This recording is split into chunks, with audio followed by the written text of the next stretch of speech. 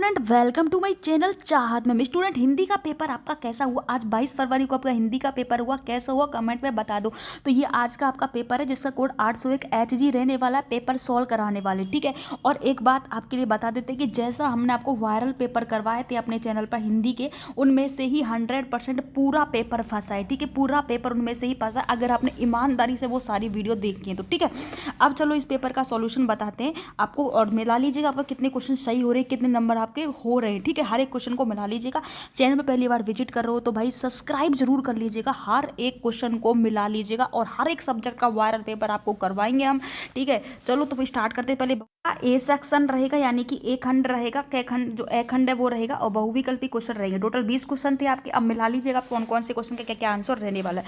First question है वैदेही वनवास के रचनाकार है, तो इसके रचनाकार कौन है? मैथिली शरण गुप्त है, महादेवी वर्मा है, अयोध्या सिंह उपाध्याय हरि औषध है, और या फिर सिया राम शरण गुप्त है। तो क्या सी ऑप्शन आपका बिल्कुल इसमें सही हो जाएगा। किस किस का सही है वो कमेंट कर दीजिएगा, ठीक है।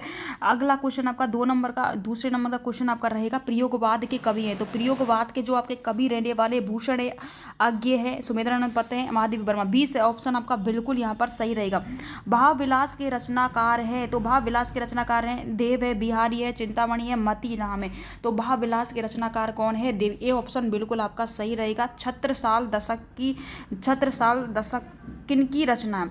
तो आपको बताना छत्रसाल दशक ये किसकी रचना है? तो ये आपका भूषण की रचना है, तो सी ऑप्शन बिल्कुल सही हो जाएगा। अगला क्वेश्चन है आपकी कला और बूढ़ा चांद के रचनाकार हैं, तो कौन है भाई? सुमित्रानंद पत्न के रचनाकार है, ये आपका बिल्कुल सही हो जाएगा। नीड का निर्माण फिर किस विद्या की रचना है? बहुत बार ये क्वेश्चन हमको करवा चुके हैं ना, ये वही क्वेश्चन है जो हमने वायरल पेपर में कराया, वही छप कराया, ठीक है। आत्मकथा है, ठीक है।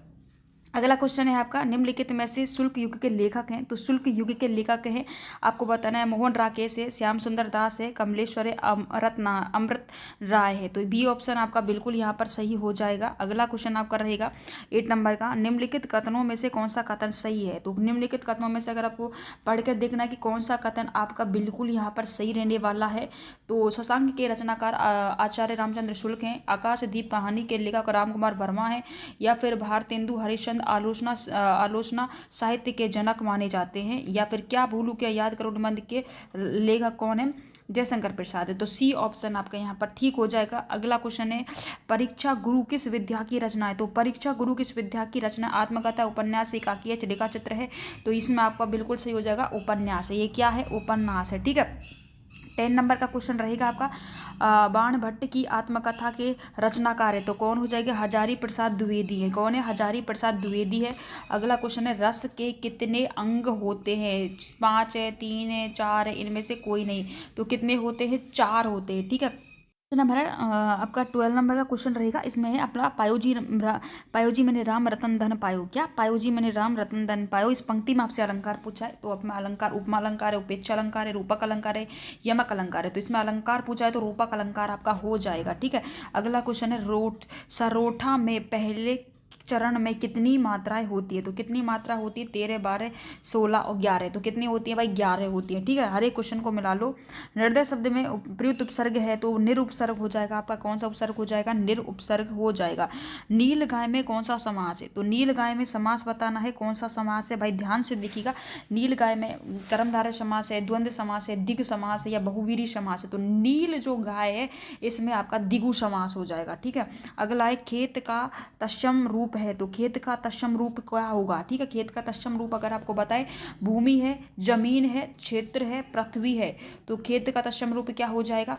क्षेत्र हो जाएगा। क्या हो जाएगा? क्षेत्र हो जाएगा। अगला है युष्मद् शब्द का पंचमी विभक्ति बहुवचन का प्रयोग होगा, रूप होगा। तो क्या हो जाएगा भाई? तो इसका जो हो जाएगा हमारा सी ऑप्शन बिल्कुल ठीक हो जाएगा। अगला है भाववाच्य में किसकी प्रधानता होती है? कर्ता की होती है, क्रिया की होती है, कर्म की होती है, कोई नहीं। तो भाव जो वाच्य है उसमें किसकी प्रधानता होती है?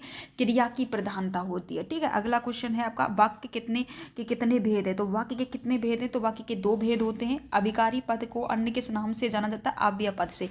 20 क्वेश्चन है आपके, कितने सही हुए वो कमेंट में बता देना, ठीक है। अगला आपका हो जाएगा मतलब बी सेक्शन स्टार्ट हो जाएगा, बी खंड यहाँ पर आपका स्टार्ट हो जाएगा। तो देखो सबसे पहले तो आपको एक बार ये पढ़ लेना है, ये कुसंग ज्वर का सबसे खतरनाक भयानक रूप हो यह केवल नीति और सुवृद्धि का ही नाश नहीं करता बल्कि बुद्धि का भी क्षय करता है।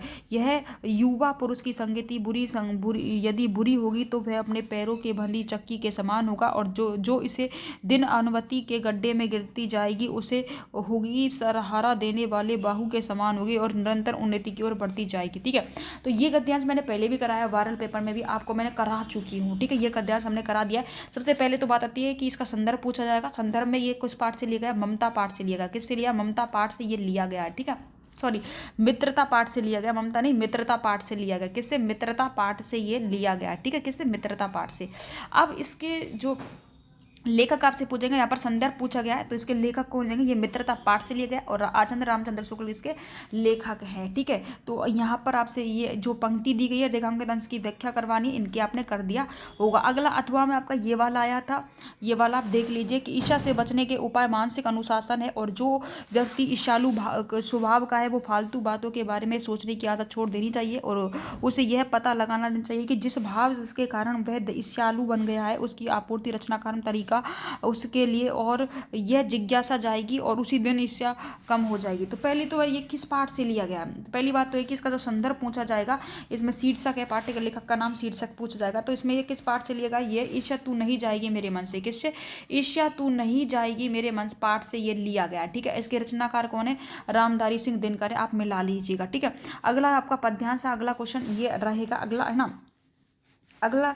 अब ये जो है रानी में न जानी महापवि पाहन तू कठोर हुए, तो ये जो पद्यांश से अब इसके बारे में पूछा जाएगा कि ये कौन से पाठ से? वाराणसी पाठ से, तो यह आप देख लीजिएगा भाई साहब, और इसके ये क्वेश्चंस रहने वाले। अगला है, अगला अथवा में आपका ये आया था, और इसके अगर पूछा जाएगा तो ये कौन से पाठ से लिया गया है? तो भाई ये जो लिया गया है, देखो पहला वाला जो था ये जो था ये आपके किस पाठ से लिया गया था? ये लिया गया था वन पथ पर। किससे? वन पथ पर लिया गया। ये पाठ कौन सा? इसको पढ़ लेना, और ये वन पथ पर से लिया गया। अब इसके रचयिता कौन है? तुलसीदास। रचयिता कौन है? कवि कौन है? तुलसीदास है। अगला ये है, ये चढ़ चेतक पर तलवार उठा रखा भूतर पानी को, राणा के सर प्रताप सिर काट काट करता सफल जुबानी को। तो ये जो है हल्दीधारी घाटी पाठ से लिया गया है, और श्याम नारायण पांडे इसके क्या हैं? कवि हैं। ठीक है, अगला क्या हो जाएगा आपका, वो आप देख लीजिए कि यहाँ पर संस्कृत का ध्यान से दिया गया 5 नंबर का ये आता है आपका, 5 नंबर का ये आया है। ठीक है, अब इसमें दिया है तो ये किस पाठ से का? पहले तो संदर्भ पूछा जाएगा। संदर्भ में आप लिखोगे कि ये हमारी हिंदी के पाठ्य पुस्तक संस्कृत के कौन से पाठ से? वाराणसी पाठ से लिया गया है। ठीक है, इसका हिंदी अनुवाद आपने कर दिया होगा। अथवा में आपका ये आया है, अथवा में ये आया है, तो इसका पर से पूछा जाएगा तो ये भारतीय संस्कृति पाठ से लिया गया है। ठीक है, ये भारतीय संस्कृति पाठ से लिया गया है। ठीक है, तो आप लिख दीजिएगा। अगला है कि दिए गए संस्कृत का पद्यांश में से किसी एक का संदर्भ लिखते हो, हिंदी अनुवाद कीजिए। तो इसका आपको हिंदी अनुवाद कर देना है। ठीक है, इसका हिंदी अनुवाद कर देना है। और अगला जो क्वेश्चन रहेगा आपका, मतलब यहाँ पर आपसे खंड काव्य के आधार पर प्रश्नों के उत्तर करवाइए। तो ये मैंने आपको कल ही करवाया था पेपर, और उसमें ही ये क्वेश्चन था, जो कि तो ही छपा है यार, जो मैंने करवाया था ना वो जो कि तो ही छप गया है, उसमें यही करवाया था। खंड के आधार पर पाठ्य पात्र का चित्रण करना था, यानी गांधी जी का इसमें चित्रण कर दीजिएगा, और ये मैंने करवाया था आपको काफ़ी अच्छी तरीके से, तो आपने कर दिया होगा। अगला है लेखक परिचय, जो जीवन हमने 100% गारंटी दी कि जयशंकर प्रसाद तैयार कर लो वही आएगा, वही आ गया। तो यहाँ पर जीवन परिचय लेखक का करवाया है, तो आपने अच्छी तरीके से ही करके आए होंगे। अगला यहाँ पर आएगा तो कवि परिचय, कवि परिचय में सूरदास का भी बहुत इंपॉर्टेंट है, यानी कि बहुत ईजी में आपने लिख दिया होगा। ठीक है, अगला है आपका यहाँ पर कि कंठस्थ कोई 2 श्लोक आपने लिख दिए होंगे जो प्रश्न में मतलब पेपर में नहीं आए होंगे। इनमें से आपको किन्हीं 2 प्रश्नों का उत्तर देना है। ठीक है, इनमें से किन्हीं 2 प्रश्नों का आपको उत्तर देना होगा। अगला हो जाएगा कि निबंध, तो निबंध जो है नारी सशक्तिकरण पर, कल ही मैंने आपको बताया था कि इस पर तैयार कर लो, ये आ जाएगा। ठीक है, जो प्रश्न जो मैंने 12 पेपर सॉल्व कराया था उसमें ये था। ठीक है, तो भाई ये आपने कर दिया होगा, और आई होप कि आपका पेपर काफ़ी अच्छे तरीके से हुआ होगा। और आपको कितने नंबर आपके बैठ रहे वो कमेंट में एक बार बता देना कि मेरे इतने नंबर आ रहे हैं। तो ठीक है, अब मैथ की तैयारी करो, क्योंकि आपका मैथ का पेपर आने वाला है। ठीक है, 2 दिन बाद मैथ का पेपर है। तो आज की वीडियो में इतना ही, मिलते हैं नेक्स्ट वीडियो में, तब तक के लिए बाय बाय, टेक केयर।